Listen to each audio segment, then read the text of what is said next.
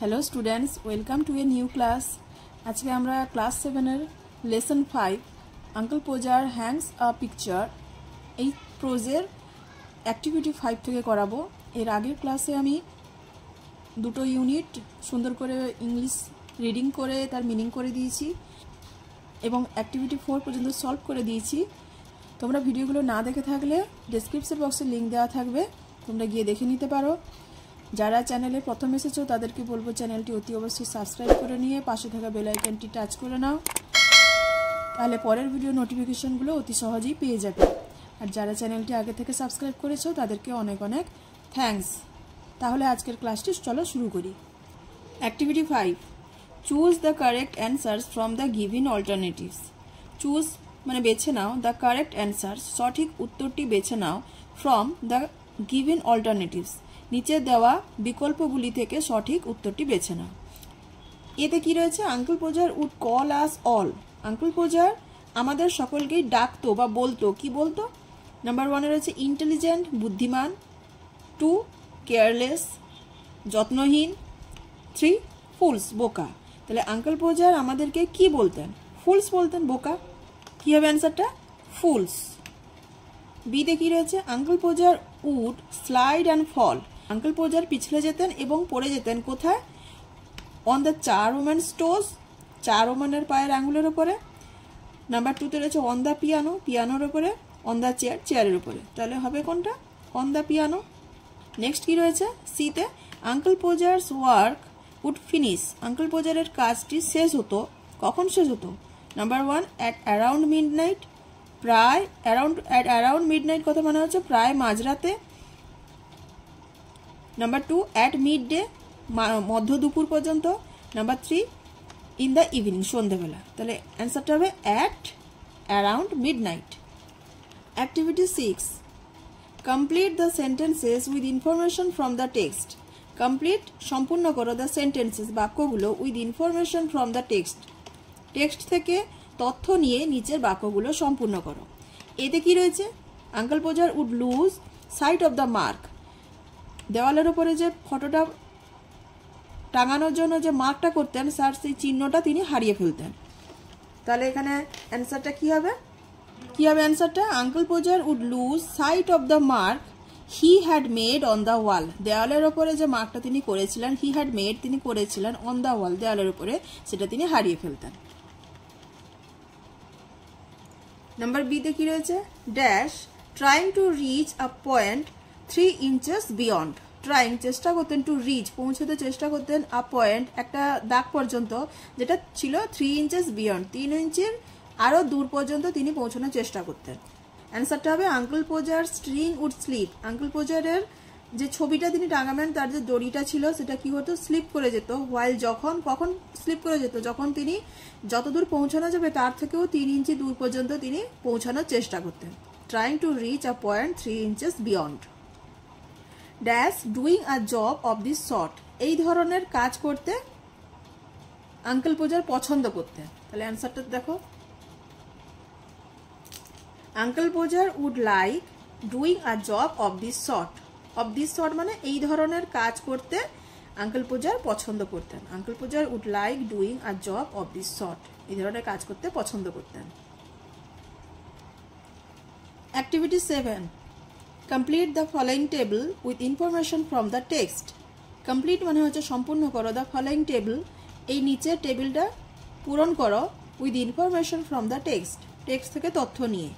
এখানে দুটো কলাম রয়েছে। ফার্স্ট কলামে রয়েছে কজ, মানে কারণটা দিতে হবে, তার সেই কারণের ফলে ইফেক্টটা কি হয়েছিল, ইফেক্ট কথা মানে হচ্ছে ফল, সেটা লিখতে হবে। তার মানে যেখানে ইফেক্ট দেওয়া রয়েছে তার কজ লিখতে হবে, কেন হয়েছিল, আর যেটার কজ দেওয়া রয়েছে তার ইফেক্টটা, তার ফলটা কি হয়েছিল সেটা লিখতে হবে। তাহলে এতে কি রয়েছে?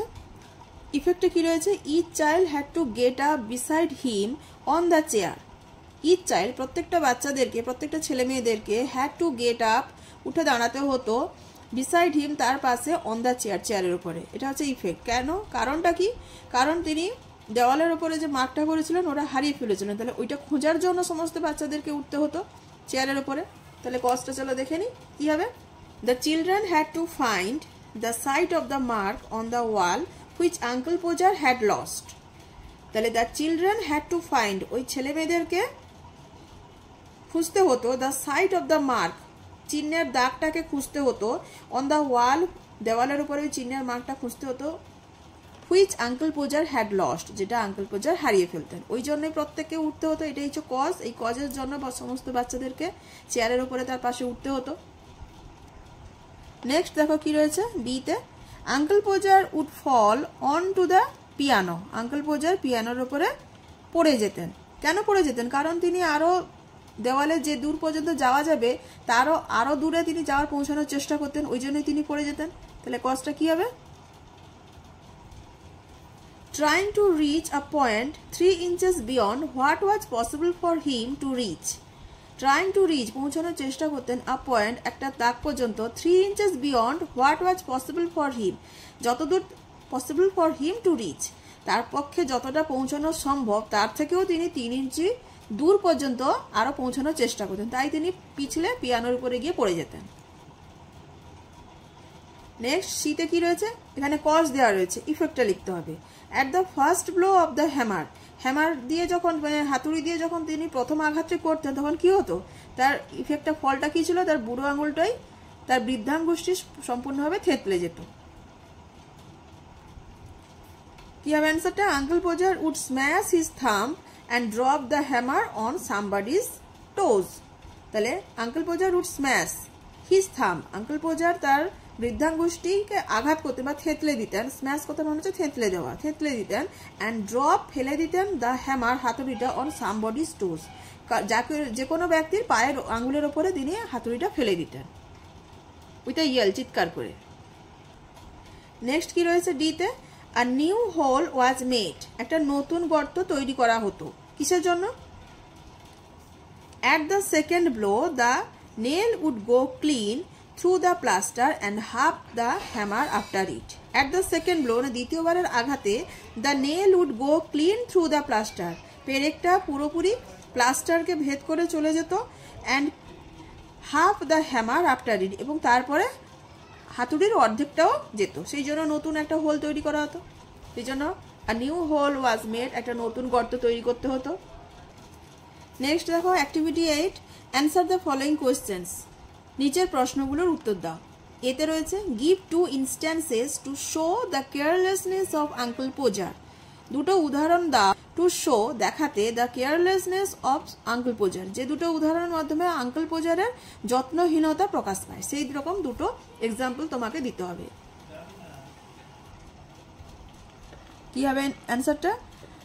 2 instances to show the carelessness of uncle Podger আর, এইভাবে শুরু করব, 2 instances to show the carelessness of Uncle Pojar আর, দেখো লিখেছি এখানে 2 instances to show the carelessness of Uncle Pojar আর, নাম্বার 1 কি লিখব? He would try to reach a point 3 inches beyond what was possible for him to reach. The string would slip and down he would slide onto the piano.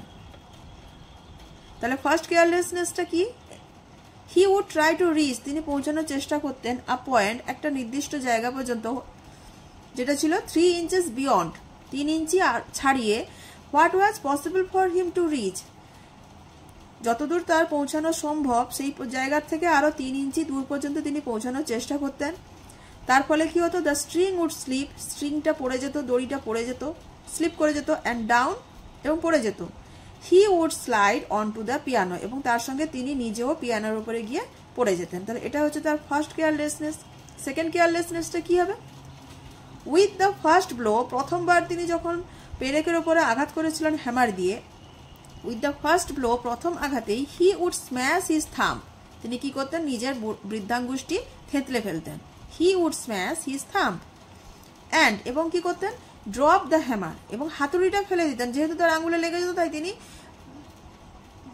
হাতুড়িটা ফেলে দিতেন, with a Yale, চিৎকার করে, on somebody's টোজ, এবং তার এটা দেখতেন না যে কোথায় পড়ছে, সেটা না দেখে শুধু চিৎকার করে তিনি হাতুড়িটা ফেলে দিতেন, অন সামবডিজ টোজ, যে কারুর পায়ের আঙুলের ওপরে। এটা হচ্ছে তার সেকেন্ড। এরকম আরো অনেক রয়েছে, এখানে যেহেতু বলেছে দুটো ইনস্ট্যান্স লিখতে হবে তাই দুটো ইনস্ট্যান্সেস লেখা হয়েছে। নেক্সট কোয়েশ্চেন কি রয়েছে বিতে, what did aunt Podger observe after uncle Podger smashed his thumb. কাকিমা পোজার কি লক্ষ্য করেছিলেন আঙ্কেল পোজার তার বৃদ্ধাঙ্গুষ্টি থেঁতলে দেওয়ার পরে। তাহলে অ্যান্সারটা কি হবে, তিনি কি লক্ষ্য করেছিলেন, যে তিনি না দেখে শুনে শুধুমাত্র চিৎকার করেই হ্যামারটা কারোর পায়ের আঙুলের উপরে ফেলে দিয়েছিলেন, এটাই তিনি লক্ষ্য করেছিলেন। অ্যান্সারটা এইভাবে আমরা ফার্স্টে তৈরি করে নিব, এইভাবে শুরু করব। After uncle Podger smashed his thumb aunt Podger observed.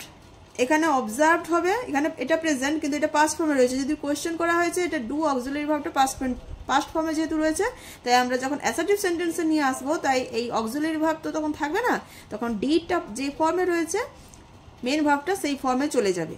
তাহলে আন্ট পোজার অবজার্ভড, অ্যান্সারটা কি আছে তাহলে, after uncle Podger smashed his thumb aunt Podger observe that. Uncle Podger তার বৃদ্ধাঙ্গুষ্টি থেতলে দেওয়ার পরে কাকিমা পোজার লক্ষ্য করেছিলেন দ্যাট যে হি ড্রপড দ্য হ্যামার, তিনি হাতুড়িটা ফেলে দিয়েছিলেন, উইথ আ ইয়েল, খুব জোরে চিৎকার করে তিনি হাতুড়িটা ফেলে দিয়েছিলেন, অন সামবডিজ টোস, কোনো একজনের পায়ের আঙুলের উপরে, এটাই তিনি লক্ষ্য করেছিলেন। নেক্সট দেখো কি আছে, নেক্সট কোয়েশ্চেন দেখো কি রয়েছে সিতে, how did uncle Podger react after finishing the task. How did uncle Podger react, uncle Podger কিভাবে প্রতিক্রিয়া দেখিয়েছিলেন আফটার ফিনিশিং দ্য টাস্ক, ওই কাজটা সম্পূর্ণ করে নেওয়ার পরে বা কাজটি শেষ করে নেওয়ার পরে আঙ্কেল পোজার কি ধরনের প্রতিক্রিয়া দেখিয়েছিলেন। তিনি এমনভাবে দেখিয়েছিলেন যে এই সমস্ত ছোটোখাটো কাজ করার জন্য মানুষেরা কেন অন্য লোকেদের ডাকে। অ্যান্সারটা কি হবে, কিভাবে লিখবো, after finishing the task uncle Podger served the mess. মানে মেস কথার মানে হচ্ছে যে এলোমেলোভাবে ঘরটা যে অগোছালোভাবে রয়েছে সেই জিনিসটাকে তিনি পর্যবেক্ষণ করছিলেন, সার্ভেড করেছিলেন। আফটার ফিনিশিং দ্য টাস্ক, কাজটা শেষ করে দেওয়ার পরে uncle Podger served the mace, ওই অগোছালো জিনিসগুলোকেও পর্যবেক্ষণ করেছিলেন। হি হ্যাড মেড, যেটা তিনি করেছিলেন, তৈরি করেছিলেন, যে মেসটাই তিনি করেছিলেন, উইথ এভিডেন্ট প্রাইড, এবং সেই জিনিসটাকে খুব গর্বের সঙ্গে তিনি লক্ষ্য করছিলেন। অ্যান্ড সেড দ্যাট, এবং বললেন যে why some people would have had a man in to do a little thing like that. তিনি কি বলেছিলেন, যে why some people would have had, কেন কিছুজন লোকেদের প্রয়োজন হয়ে পড়ে বা কেন অন্য লোকেদের দরকার হয়ে পড়ে in to do a little thing like that, এর মতো একটা ছোটোখাটো জিনিস বা এইরকম একটা ছোটোখাটো কাজ করার জন্য কিছু লোকেদের অন্যান্য লোকেদের কেন দরকার হয়ে পড়ে। এই কথাটা তিনি খুব গর্বের সঙ্গে বলছেন, যেখানে তার বাড়ির সমস্ত লোকেদেরই তিনি ওই কাজে নিয়োগ করেছিলেন, তিনি একা ওই কাজটা করতে পারেননি, তা সত্ত্বেও তিনি গর্বের সঙ্গে কথাটা বলেছিলেন। নেক্সট কোয়েশ্চেন কি রয়েছে ডিতে, why was everyone tired after uncle Podger put up the picture on the wall. Why was everyone tired, বাড়ির প্রত্যেকেই ক্লান্ত হয়ে পড়েছিল কেন, after uncle Podger put up the picture on the wall, দেওয়ালের উপরে ছবিটা টাঙিয়ে দেওয়ার পরে, আঙ্কেল পোজার দেওয়ালের উপরে ছবিটা টাঙানোর পরে বাড়ির প্রত্যেকেই কেন ক্লান্ত হয়ে গেছিল, কারণ তাদের প্রত্যেকেই ওই আঙ্কেল পোজারের কথা মতোই করতে হচ্ছিল এবং ওই কাজটা সম্পূর্ণ হয়েছে মাঝরাতে, মধ্যরাত পর্যন্ত তাদের প্রত্যেককেই জেগে থাকতে হয়েছে এবং আঙ্কেল পোজারের নির্দেশ মতো ওই কাজগুলো করতে হয়েছিল, তাই প্রত্যেকে টায়ার্ড হয়েছিল। চলো অ্যান্সারটা দেখে নি কি হবে, everyone was tired after Uncle Pojar put up the picture on the wall. Everyone, এখান থেকে অ্যান্সারটা শুরু হচ্ছে, everyone was tired, প্রত্যেকেই ক্লান্ত হয়েছিল, after Uncle Pojar put up the picture on the wall, uncle Podger দেওয়ালের উপরে ছবিটা টাঙিয়ে দেওয়ার পরে প্রত্যেকেই ক্লান্ত হয়েছিলেন কেন, কারণটা কি, বিকজ এখানে দেওয়া রয়েছে they had to work with Uncle Pojar till midnight, তাদেরকে কাজ করতে হয়েছিল মধ্যরাত পর্যন্ত। তাহলে আরেকবার অ্যান্সারটা বলে দিই, everyone was tired after Uncle Pojar put up the picture on the wall because they had to work with Uncle Pojar till midnight. Next, activity 9, match the following words in column A with their meanings in column B. এখানে দুটো column দেওয়া রয়েছে, কি বলছো, এটা কি করতে হবে, ম্যাচ করতে হবে। ম্যাচ দ্য ফলোয়িং ওয়ার্ডস, নিচের শব্দগুলোকে মিলিয়ে দাও, ইন কলাম এ, কলাম এর সঙ্গে, উইথ দেয়ার মিনিংস, তাদের অর্থটা কলাম বিতে দেওয়া রয়েছে, ইন কলাম বি, কলাম বিতে দেওয়া তাদের অর্থের সঙ্গে কলাম এর শব্দগুলোকে মেলাও। তাহলে এ অ্যান্ড বি, এতে কি রয়েছে, এতে রয়েছে স্নিয়ার, স্নিয়ার কথার মানে হচ্ছে মুখ ভঙ্গি করে কাউকে অবজ্ঞা করা। বি, এভিডেন্ট, এভিডেন্ট কথার মানে হচ্ছে পরিষ্কারভাবে, স্পষ্ট।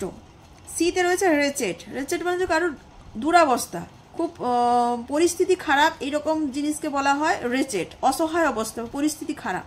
ডিতে রয়েছে সার্ভেইং, মানে লক্ষ্য করা বা পর্যবেক্ষণ করা। আর বির তাহলে মিনিংগুলো দেখে নিই। ক্লোজলি অবজার্ভিং, খুব কাছে থেকে পর্যবেক্ষণ করা।